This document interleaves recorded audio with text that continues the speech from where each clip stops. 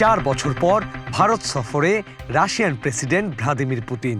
আন্তর্জাতিক রাজনৈতিক প্রেক্ষাপটে গুরুত্বপূর্ণ এই সফর এমন এক সময়ে হচ্ছে যখন নয়াদিল্লি যুক্তরাষ্ট্রের সঙ্গে বাণিজ্য আলোচনায় রয়েছে এবং প্রেসিডেন্ট ডোনাল্ড ট্রাম্প রুশ তেল কেনার কারণে ভারতীয় পণ্যে শুল্ক আরোপ করেছিলেন, যা প্রত্যাহারের জন্য ভারত আলোচনা করছে।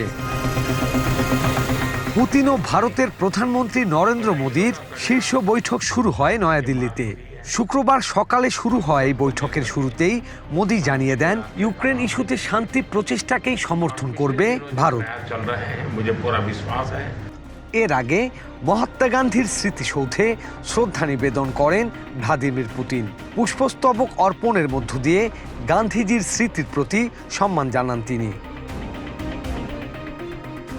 4 বছর পর পুতিনের এই ভারত সফর মূলত বাণিজ্য সহযোগিতা জোরদারের লক্ষ্যে।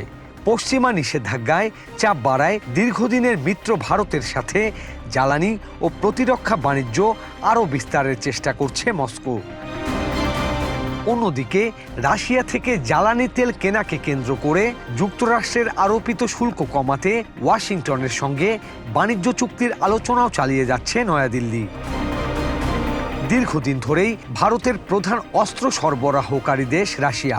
দুই দেশের বাণিজ্য 2030 সালের মধ্যে $100 বিলিয়ন উন্নীত করতে ভারত থেকে পণ্য আমদানি বাড়াতেও আগ্রহ প্রকাশ করছে মস্কো।